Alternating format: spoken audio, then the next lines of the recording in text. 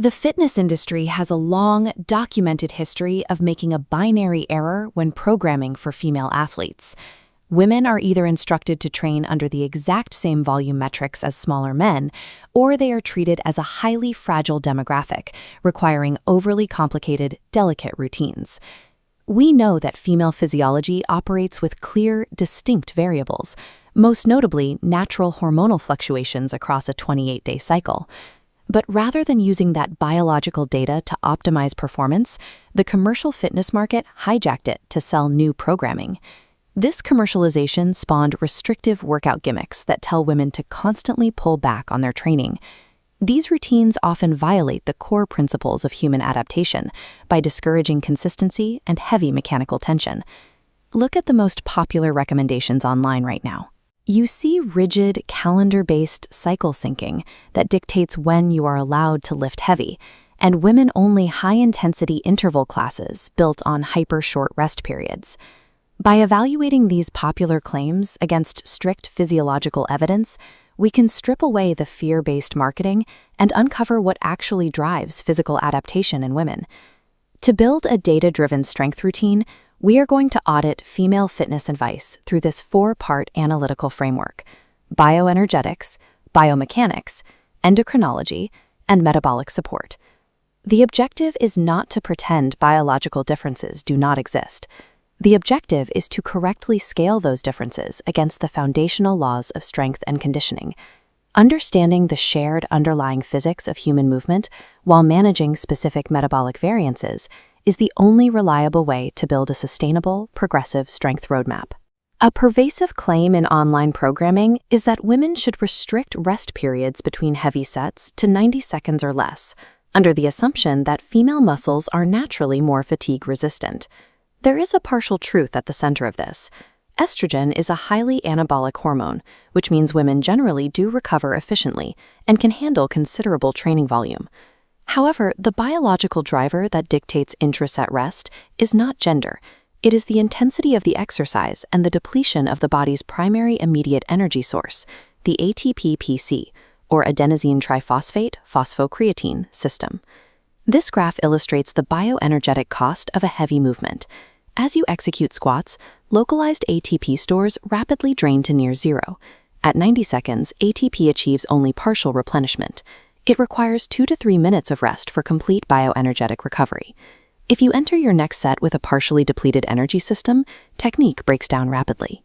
This drastically reduces the total mechanical tension you can apply to the muscle.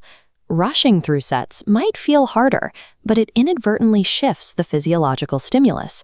You stop building structural strength and instead default to a suboptimal cardiovascular conditioning workout. The verified rule holds true across human biology. To build an optimal foundation of strength and muscle, resting for 2 to 5 minutes between heavy sets is mandatory. Prioritizing full bioenergetic recovery over chasing a subjective sweat or muscle burn is the absolute prerequisite for actual structural adaptation. We also frequently see the assertion that resistance machines are inherently dangerous or biomechanically unsuited for female skeletal structures, pushing women exclusively toward free weights. Historically, early fitness equipment was indeed designed and calibrated with a male bodily structure as the default blueprint. But modern resistance machines are highly adjustable and incredibly effective. They remove the requirement for balance, providing a safe, stable tool to push a muscle to absolute mechanical failure without risking injury. This brings us to core mechanics. A common heuristic in strength circles dictates that heavy compound lifts, like squats and deadlifts, are entirely sufficient for abdominal development. While those lifts are crucial for overall bodily stability, they fail to maximize localized abdominal hypertrophy because the core remains entirely rigid throughout the movement. The rectus abdominis is subject to the exact same kinematic rules as any other skeletal muscle. To achieve maximum growth, a muscle requires a full range of motion. This 3D model shows the specific biomechanical mechanism. Abdominal muscles must be lengthened and fully shortened, specifically through dynamic spinal flexion. But we must combine that dynamic movement with deep core stabilizers, which activate along entirely different vectors during static bracing movements. Treating the core strictly by these biomechanical rules, incorporating static bracing for internal stability And dynamic spinal flexion for muscle hypertrophy is the only way to maximize structural integrity. Perhaps the most pervasive modern trend is cycle syncing. This protocol prescribes rigidly altering workout intensity and even entire training modalities based on the follicular and luteal phases of a woman's menstrual cycle. This chart maps the standard, predictable curves of estrogen and progesterone across a 28-day timeline. However, when we overlay clinical data mapping the actual athletic force production of individual female athletes against those curves, the picture changes entirely.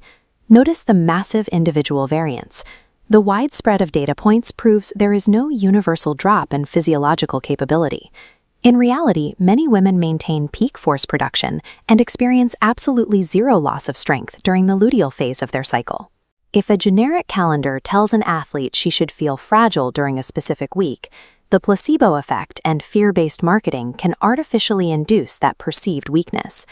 Artificially reducing intensity or swapping heavy lifting for Pilates based on a generic timeline prevents you from executing the progressive overload necessary for muscle growth.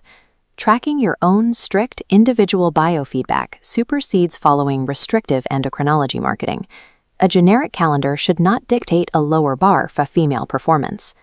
Optimizing physical output also requires targeted metabolic support, beginning with baseline differences in energy storage.